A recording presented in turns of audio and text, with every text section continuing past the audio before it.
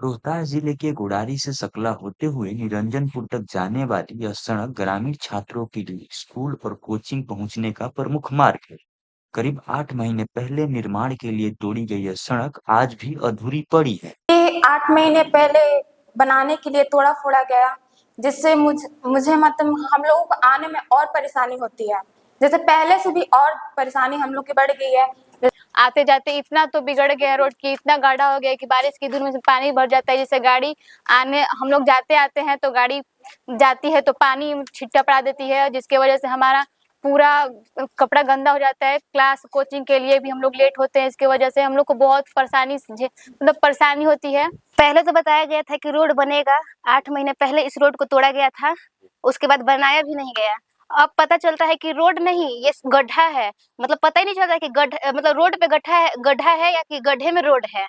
ऐसा टाइप हो चुका है और ना ही आज मतलब बनाने का शुरुआत किया जा रहा है। अच्छा, बारिश में क्या समस्या होती है इसमें? जो गड्ढे हो गए हैं उसमें पानी भर जाते हैं और कहीं कहीं मतलब आने में साइकिल का भी पंचर हो जाता है। गड्ढे की वजह से हमें मतलब आने में बहुत तकलीफ होती है।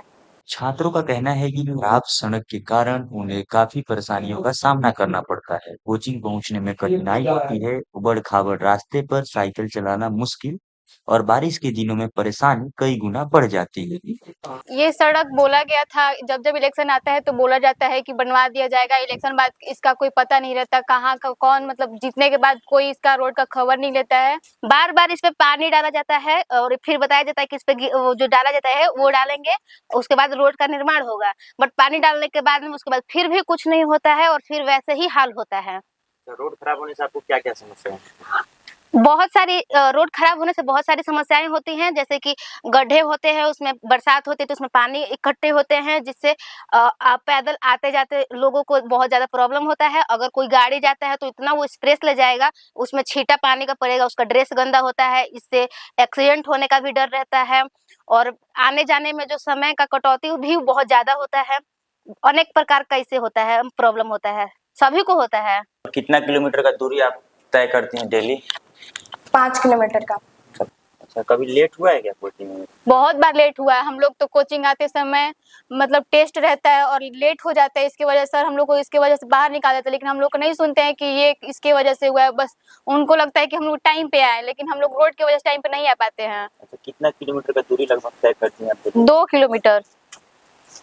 अच्छा, बारिश के दिनों में समस्या होती है क्या? बहुत समस्या होती है, इस गड्ढा में पानी भर जाता है, जिसके वजह से कोई भी वाहन आते जाते हम पे छींटा पड़ा देता है, जिसकी वजह से हमारे कपड़े भी गंदे होते हैं।